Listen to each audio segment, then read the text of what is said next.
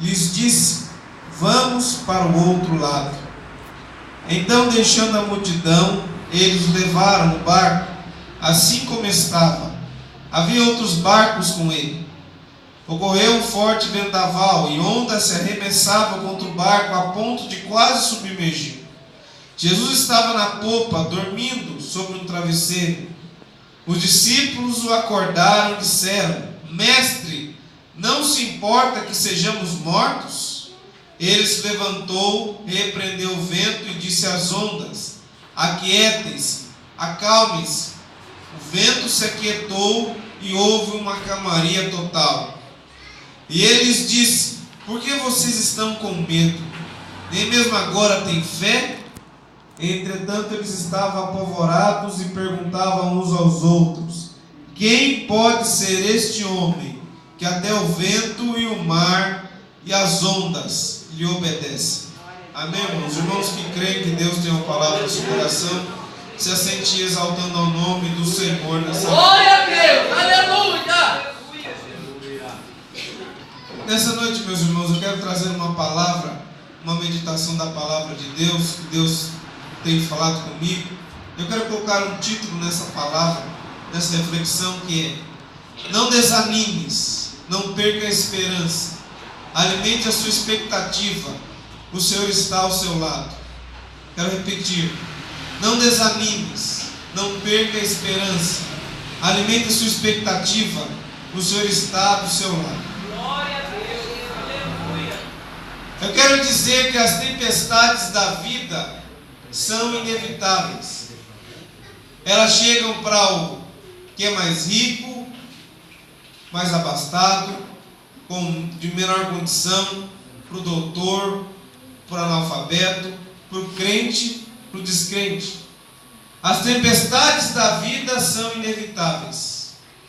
E na maioria das vezes elas chegam e transtornam a nossa vida.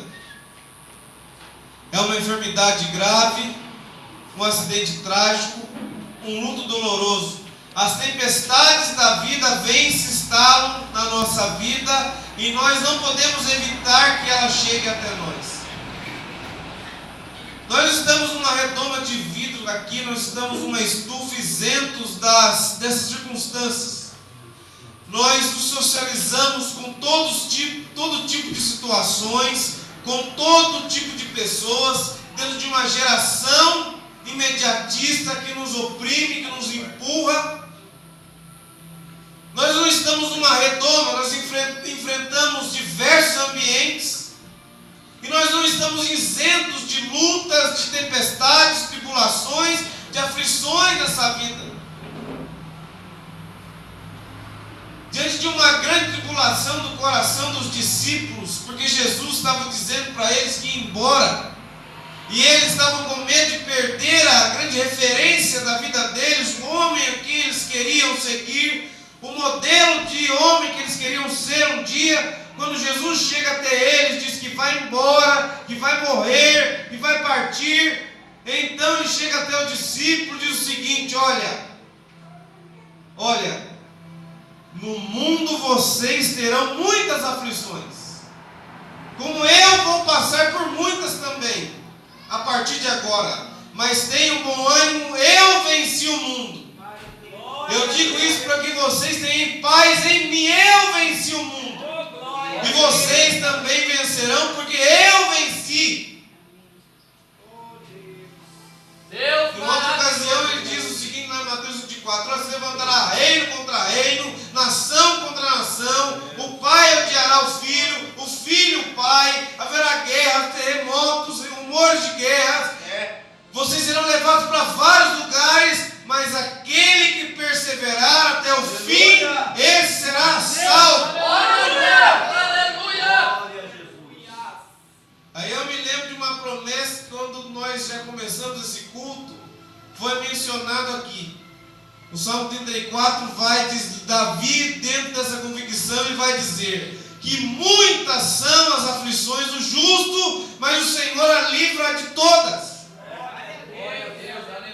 Muitas são as aflições, as tempestades vêm de uma maneira, de outra, de uma forma, de um momento que eu não espero, mas em todas Deus dá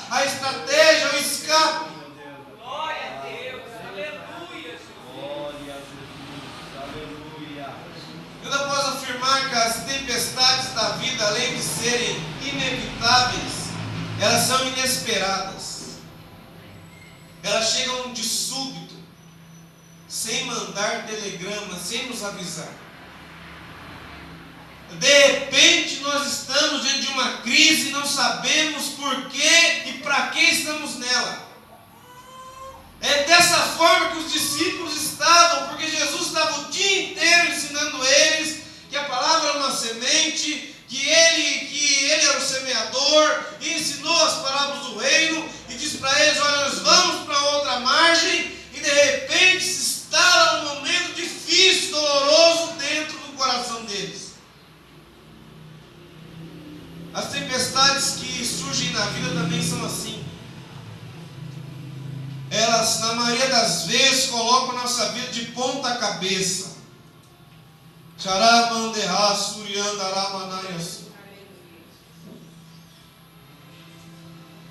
Mas eu me lembro lá do Salmo 18, quando Davi estava sendo perseguido de um lado para o outro, Saul procurava matá-lo e ele queria até se esconder numa caverna, com medo de Saul, sem saber para onde sair, quando no Salmo 18 diz o seguinte: o Senhor é a minha luz, é a minha salvação, a quem eu temerei? Que o Senhor é a força da minha vida, de quem eu me recearei? Quando os malvados se levantam contra mim, eles tropeçam e caem. E por conta dessa condição de sermos dependentes do cuidado do Pai, eu quero declarar nessa noite, irmão, que ainda que a tempestade que assombra a sua vida tenha colocado a sua expectativa, a sua esperança, a sua vida de ponta cabeça, e a sua vida seja como um barco à deriva, ao invés de ir para frente, tem ido para trás, eu quero declarar que o leme da tua história está nas mãos do Deus Todo-Poderoso.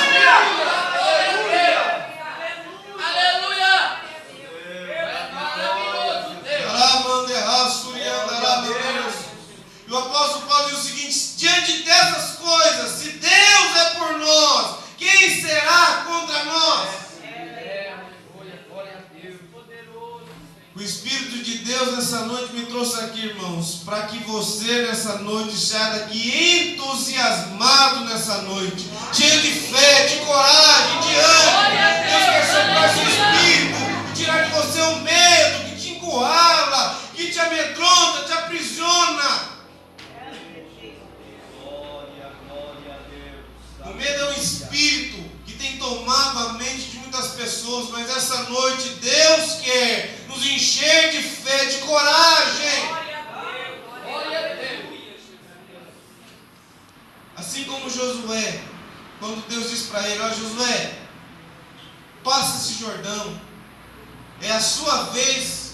Moisés morreu, esse povo está num luto doloroso, e Josué olha para as circunstâncias que transtornaram a sua vida, porque Moisés tinha morrido, aquele que estava do lado dele todos os dias, aquele que o guiava, o seu mestre, e ele viu uma multidão de pessoas chorando, com medo. E Deus chega até Josué por várias vezes: ó Josué, nunca se aparte da tua boca o livro dessa lei, medita nele dia e de noite, porque onde você pôr a planta dos seus pés, eu estarei com você.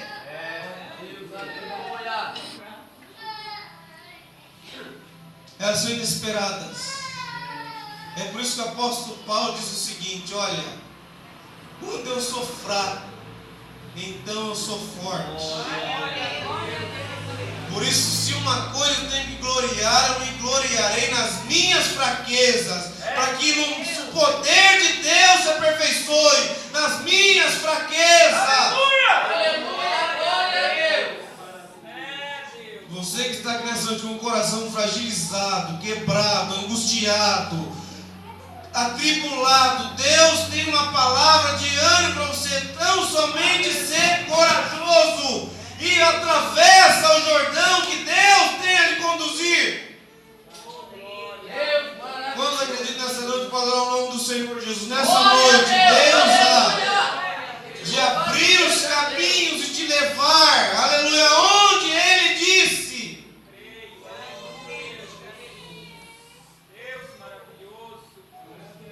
nós não estamos agendados, programados para enfrentar as tempestades. Olhando para o texto, quando os discípulos estavam com Jesus, não havia tempestade. Jesus disse: vamos para outra margem. Vamos lá, porque tem uma vida para recuperar lá. E lá não havia, porque os discípulos estavam no mar da Galileia, o lago de Genezaré. E um fato muito interessante: o lago de Genezaré não é, na verdade, um grande mar. É um pequeno lago de 21 quilômetros de comprimento por 14 de largura. E os discípulos estavam familiarizados com aquele ambiente. É um mar que fica abaixo do nível. Ou seja, os discípulos não tinham que se preocupar com ondas, com problemas, pois estavam ali todos os dias pescando. Era a rotina deles diária naquele ambiente. Mas aquele mar encurralado por algumas montanhas, chamadas montanhas de Golã. E existe ali naquele lugar um fenômeno muito curioso. Quando os ventos gelados das montanhas de Golã descem e encurralam as montanhas, quando há dado um momento naquele lugar, o sol está a pique e de repente ventos vêm sobre aquele mar e desce até lá. Foi exatamente isso que aconteceu com os discípulos. De repente, eles estão numa calmaria total. E a rotina que eles estão tão acostumados a levar, aquilo que parece estar sob controle, se transtorna. Eles não sabem por quê. Eu quero abrir um parênteses aqui rapidamente, irmãos, para contar um pequeno testemunho da minha vida sobre isso. No ano passado, fazia algum tempo que eu estava desempregado. Tinha várias oportunidades para fazer uma entrevista. Eu ia em entrevista, era um horário difícil, e eu falava: meu Deus, esse horário, não vou, não dá. Trabalhar domingo, não dá. O pastor acabou de me levar a uma posição que eu sempre pedi a Deus, e é uma coisa que eu me sinto tão honrado, e Deus tem feito tantas coisas na minha família, Deus está trabalhando no coração da minha família, estou conseguindo levar isso para a igreja, não dá. E meu pai falou: nossa, já foi tantas entrevistas, não aceito nenhuma, até um dia que uma oportunidade de uma transportadora, eu aceitei. Não é essa, o horário é perfeito, não trabalho fim de semana, é essa eu vou. E fui, e comecei a trabalhar lá. E Deus falou para mim assim: é por pouco tempo, mas eu tenho uma experiência para te dar lá. E eu fiquei pensando: meu Deus, há quanto tempo esperando, e é pouco tempo, mas eu vou. E eu fui. E comecei a trabalhar, criar expectativas, e aquele ambiente se tornou bom, sob o meu controle, crescimento, cargos, possibilidades, e eu fui pensando e fui deixando algumas coisas. E um dia um amigo meu foi em casa para conversarmos sobre o ministério e as coisas para mim. Eu falei: olha, eu estou numa estabilidade muito boa na minha vida profissional, finalmente, e agora as oportunidades vêm vindo. Tudo está como estava para os discípulos. Estamos no lago de Genezaré, Jesus está conosco, Ele vai conosco do outro lado, então vamos ficar tranquilos. Eu me lembro que ele foi em casa e falou para mim: olha, temos vários projetos, vamos pensar assim, vamos fazer assim. E nós oramos no carro e fui embora muito feliz. Falei: essa semana eu faço treinamento e tal. Naquele dia, quando eu fui trabalhar, eu me lembro que eu estava cantando, ouvindo um louvor, dizia: olha, que eu traria marcas de batalhas e sinais de guerra, mas que eu traria sempre a palavra de Deus empoeirada nas mãos. Eu não entendi, marcas de batalhas. Eu lembro que então que eu fiz o mesmo itinerário do meu trabalho e fui. Quando de repente, a exatamente 10 metros da porta da empresa, um micro-ônibus a 60 km por hora perdeu o controle e bateu à frente do micro-ondas na minha cabeça. E eu não me lembro de nada. Desmaiei. Quando eu acordei, queria me levantar. O moço falou: pelo amor de Deus, eu não sei como você está vivo. O senhor me responde uma coisa: como você está vivo ainda? Mas não levanta, porque primeiro preciso cuidar de você. E eu fui para o hospital, fiz todos os procedimentos e fiquei por muito tempo no hospital. Quando de repente o motorista do ônibus vem até o hospital chorando: eu quero te ver, eu preciso ver como você está, eu pensei que você tinha morrido, pelo amor de Deus, mas eu quero que você me explique uma coisa. Me explica uma coisa que eu nunca vi na minha vida, que eu vi na minha vida, eu não consigo entender. Eu estava vindo com o ônibus, eu perdi o controle, quando eu vi, eu joguei o ônibus em cima de você. Mas eu me lembro que quando eu estava andando, de repente deu alguma coisa na minha mente, eu vi que onde você andava, andavam duas pessoas. E eu olhava e falei: não é possível, andar duas pessoas ali é impossível. Eu estou olhando duas pessoas ali e esse menino está andando com uma pessoa do lado, não tem como. Quando o ônibus bateu, aquela pessoa foi embora. Eu não vi mais aquela pessoa. E eu quero saber onde ela está, onde ela foi. E eu lembrei disso para ele assim no hospital: o anjo do Senhor acampa ao redor daqueles que temem e livram. Eu passei por um processo, todo um processo para me recuperar. Voltei para a empresa, enfrentei uma oposição terrível do gestor e fui. E aquilo que era rotina para mim se tornou uma desordem. E a intensidade da situação me fez clamar, como o salmista diz: invoca-me no dia da angústia, eu me te livrarei, tu me glorificarás.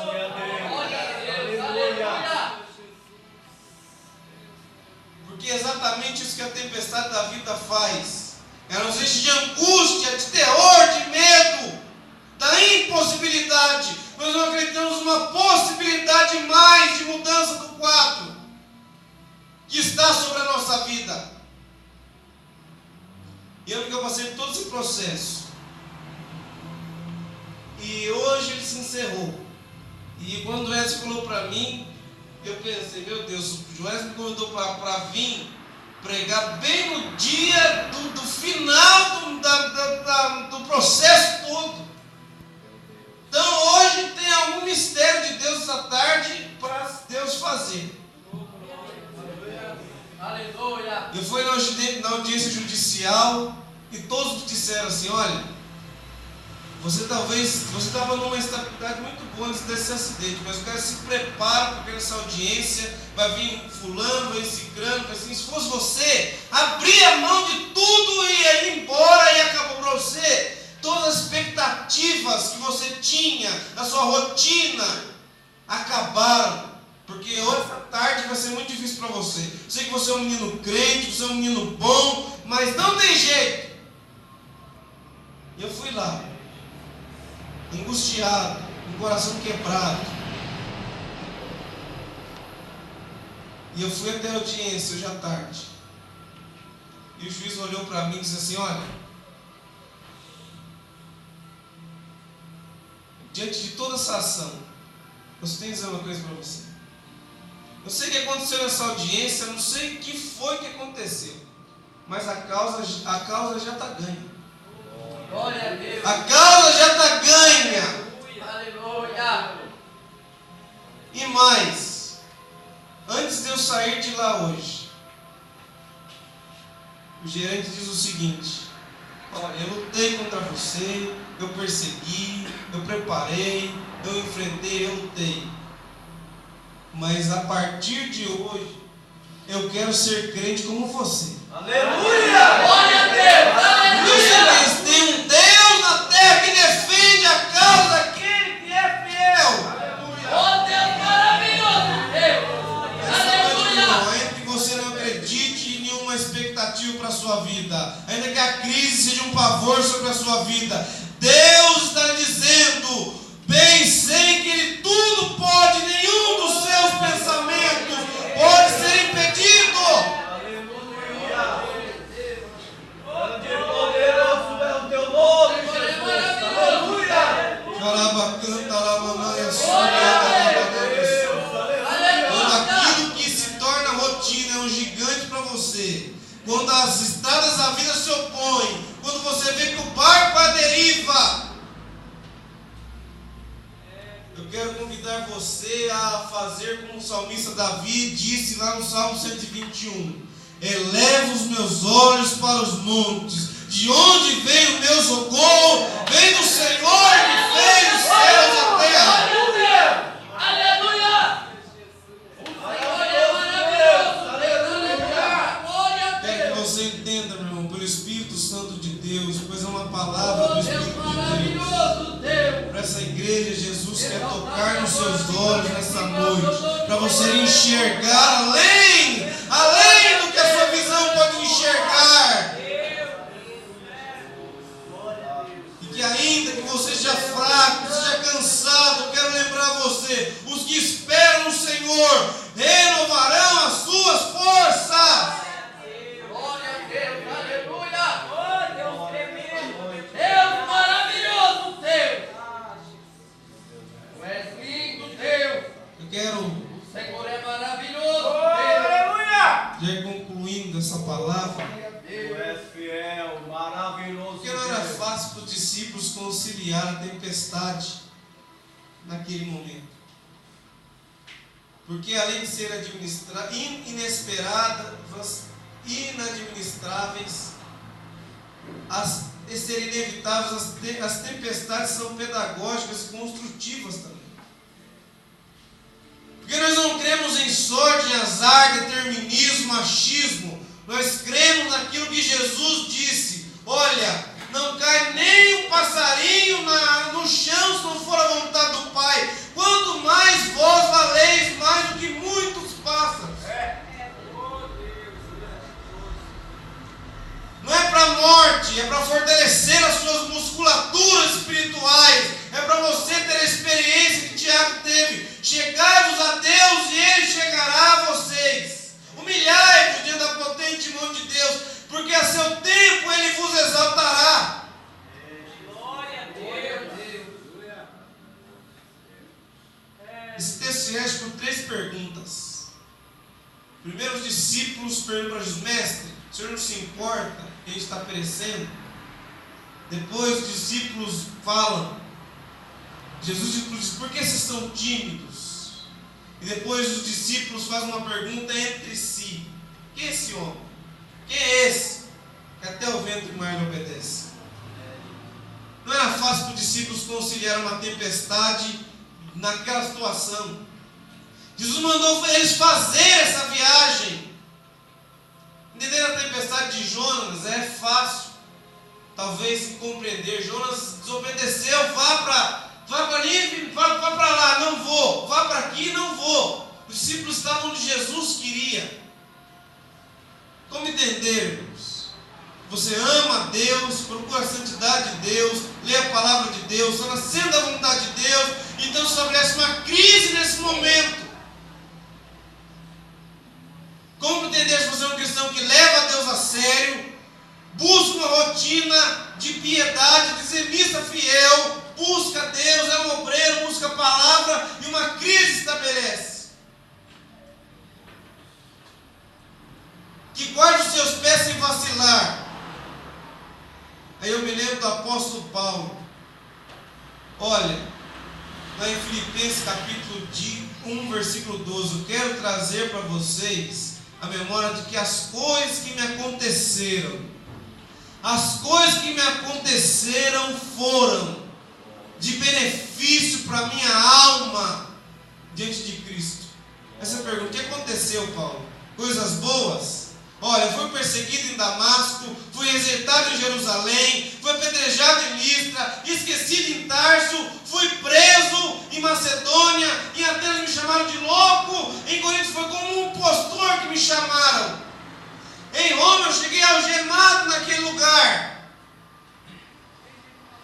Mas eu quero declarar assim, que todas as coisas cooperam para o bem daqueles que amam a Deus. Aleluia! Aleluia! Oh, maravilhoso é o teu nome, Jesus. A demora de Deus nos machuca, irmãos. Eu creio que a maior dor de Marta não foi a doença do irmão, mas sim a demora de Jesus. Jesus está vindo, ele vem, diz que vem. Ele é amigo, ele com certeza virá. Ele está vindo. E Marta diz: não, Jesus, eu queria que o Senhor viesse no momento que eu esperei. É como os dois dizem para Deus: olha Deus, o Senhor falou que faria, mas é nesse momento que eu precisava, no momento que eu mais precisava, o Senhor ficou em silêncio. Como discípulo de Jesus: olha, Jesus, o Senhor ensinou, nós cremos o que o Senhor ensinou, mas no momento mais angustiante da nossa trajetória, o Senhor permitiria que nós morrêssemos. O Senhor não respondeu nada para a gente. Hernandes Dias Lopes diz o seguinte, que muitas vezes o silêncio de Deus dói mais do que o barulho das ondas. Não é fácil você orar, falar com Deus, parecer que os céus estão fechados. Lembra de Jó? Perdeu bens, filhos, apoio da esposa, os amigos, uma dor insuperável, ele leva a Deus 16 vezes. Por que, Deus? Porque eu não morri no ventre da minha mãe, eu amaldiçoo o dia que eu nasci, por que me aconteceu isso? Olha os amigos, por quê? Porque Deus não responde nada para Jó. Deus não dá explicações para Jó. Deus não coloca-se diante de um debate lógico para Jó. Muitas vezes nós queremos uma explicação lógica, racional de Deus. Mas Deus não prometeu explicações, mas prometeu provisão sobre aquele que crê. Glória a Deus! Aleluia! É como o escritor aos Hebreus diz: aquele que tem fé tem que crer que Deus existe, que é galardoador daqueles que o buscam. Jesus se levanta, repreende o vento. Como uma fera selvagem, o vento se aquieta. Aí fica a pergunta: por que esses são tímidos? Vocês não têm fé? Para mim encerrar essa noite por pelo menos 4 motivos. Ainda que as tempestades que se instalaram sobre o seu coração sejam inadministráveis, inesperadas, inevitáveis. 4 motivos que talvez Jesus olhasse para os discípulos e dentro do coração deles, Jesus queria reacender uma chama de que eles não deveriam ser tímidos apenas, mas ter fé. Primeiro, por causa da promessa de Jesus. A promessa de Jesus era: nós vamos para outra margem. Aleluia! Glória a Deus! Eu quero reafirmar, ainda que seja no fundo do mar, a promessa que Deus te deu. Há uma promessa de Jesus para a sua vida, creia nela. Glória a Deus! Aleluia! Creia na promessa de Jesus, da onde sai da sua boca a sua palavra. Não voltará vazia jamais. Deus de poder! Aleluia! Glória a Deus! Glória a Jesus! Como diz o hino que nós cantamos: e de Deus muito firmes são as promessas, mais firmes que as montanhas são. Quando o socorro terrestre cessa, os de Deus não falharão. Glória a Deus! Segundo motivo, a presença de Jesus. Aleluia! Jesus estava presente com eles. Jesus estava presente, próximo deles. Nunca perca essa verdade do seu coração, meu irmão. Jesus está presente. Jesus está presente aqui. Jesus está próximo de você. Ele é o Deus conosco. Ele é o Manuel. Eis que a mão do Senhor está estendida para salvar. O teu braço está estendido. Glória a Deus!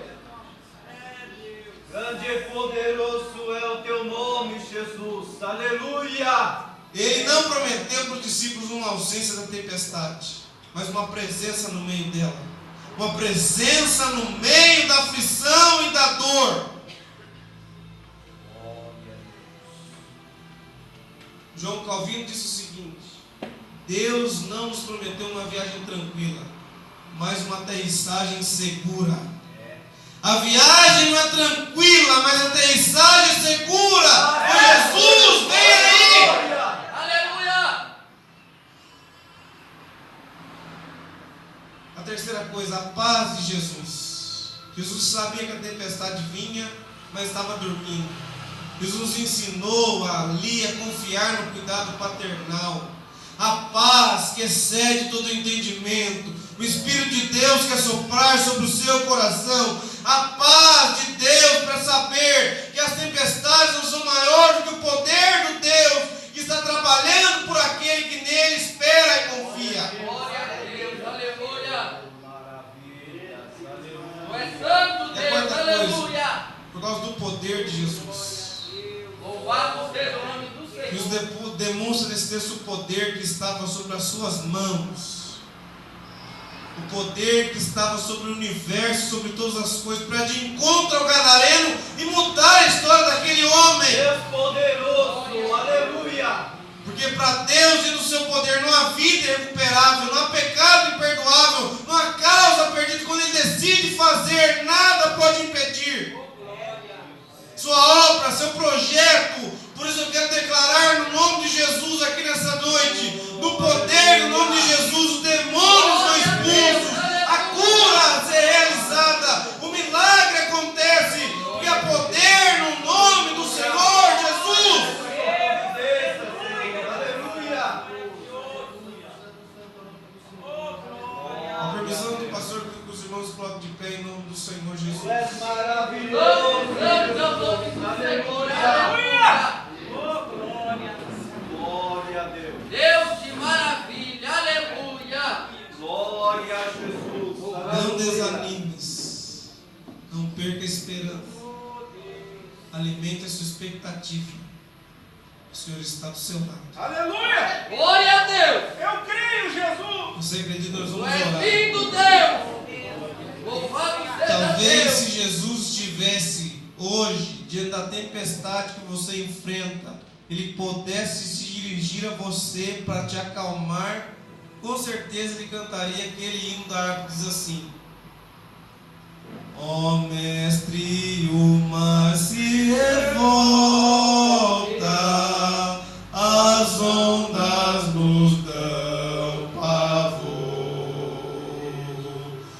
o céu se reveste de trevas, não temos um Salvador. Não se dita que morramos, podes assim dormir. Se a cada momento nos vemos, se prestes a submergir, as ondas atendem ao teu mandar, sossegar, seja